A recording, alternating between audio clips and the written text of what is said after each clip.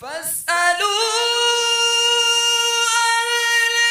الذكر إن كنتم لا تعلمون۔ تو اے لوگو علم والوں سے پوچھو اگر تمہیں علم نہ ہو۔ صلوا علی الحبیب صلی اللہ علی محمد صلی اللہ علیہ وسلم۔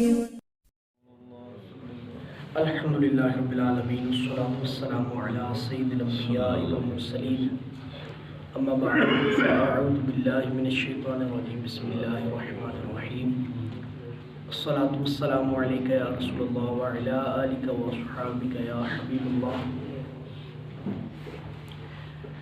درس حدیث ہمارا پڑوسیوں کے حقوق کے متعلق چل رہا تھا۔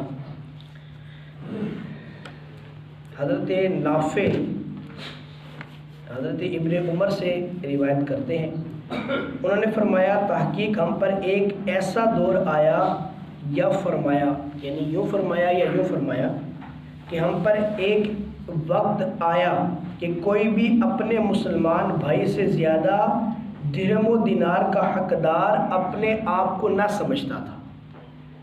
یعنی یہ وہ دور تھا کہ جب ہم میں سے ہر ایک یہ زیادہ سمجھتا کہ مجھ سے زیادہ میرا بھائی اس پیسے کا زیادہ حقدار ہے۔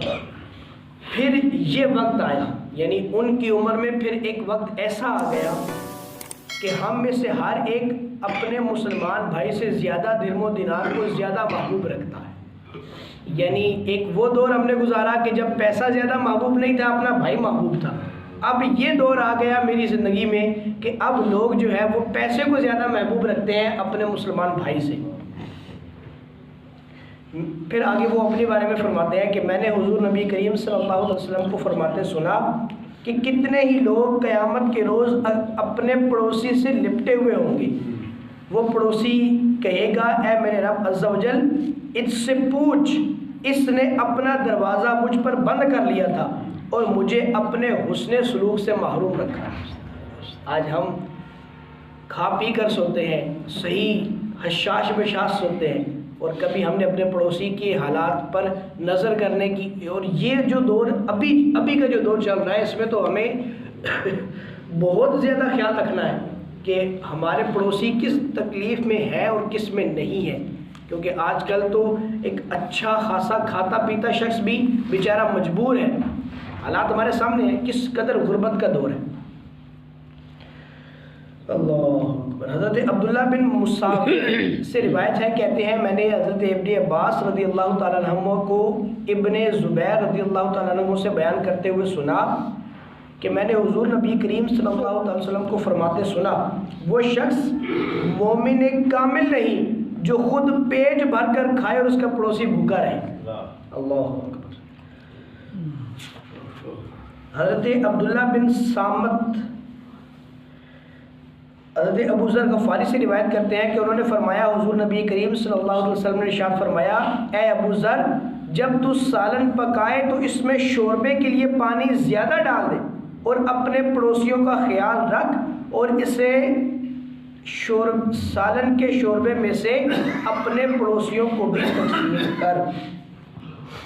کتنے واضح واضح حکم ہے، بالکل جو پچھلی دفعہ ہم نے ایک عام جنرلی سی تقریر کی تھی، یہ وہ باقاعدہ وہی تقریر حدیثوں میں آئی ہوئی ہے کہ بالکل واضح واضح حکم ہے کہ اپنے پڑوسیوں کو بھوکا نہ رہیں۔ اور ہم آج کل پڑوسی تو کیا اپنے بھائیوں کو بھی محروم کرنے کے بارے میں سوچتے ہیں کہ کسی طریقے سے اس کا بھی حصہ جو ہے وہ سارا میرے اندر آ جائے، میں ہڑپ کر جاؤں، میرا پیٹ بھر جائے۔ اور حضور نے فرمایا کہ یاد رکھیں کہ اس پیٹ کی طرف اشارہ کر کے فرمایا کہ اس پیٹ کی جو آگ ہے، اس پیٹ کی جو بھوک ہے، اس کو جہنم کی آگ ہی بھرے گی، جہنم کی مٹی ہی بھرے گی، قبر کی مٹی ہی بھرے گی، اس طرح کی مختلف روایتیں ہیں۔ تو ہم اپنے پیٹ کو بھرنے کے بارے میں سوچتے رہتے ہیں لیکن پیٹ ہمارا بھرے گا نہیں، اس لیے اپنے مسلمان بھائیوں میں، اپنے پڑوسیوں میں، اپنے سگے رشتہ داروں میں اپنے مال کو تقسیم کیجیے۔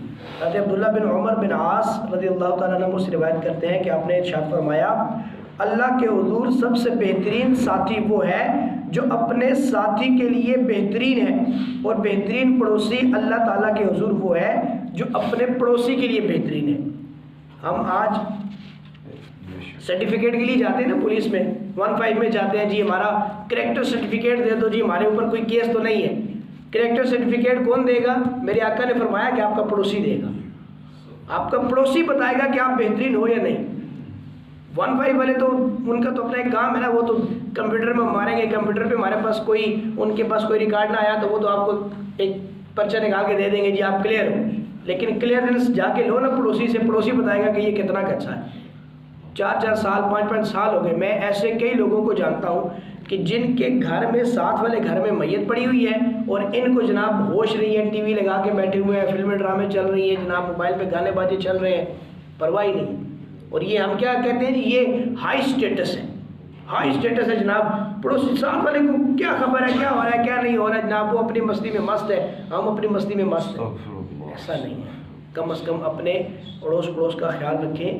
جو ہمارے پڑوس میں رہنے والے لوگ ہیں وہ کس طرح کے ہیں، وہ کس آزمائش میں ہیں، کس تنگی میں ہیں، کس مصیبت میں ہیں، اس کا خیال رکھنا ہمارا کام ہے. نہیں تو کل بروز قیامت اگر ساتھ والے نے پکڑ لیا ہمیں کہ یا اللہ اس کو پوچھ، تو پھر ہم کیا جواب دیں؟ اس وقت کا جواب دینا جو ہے نا انتہائی مشکل ہوگا. اس لیے آج ہمیں دنیا میں رہتے ہوئے ان چیزوں کا خیال رکھنا ہے. اللہ مجھے اور آپ کو عمل کی توفیق عطا فرمائے.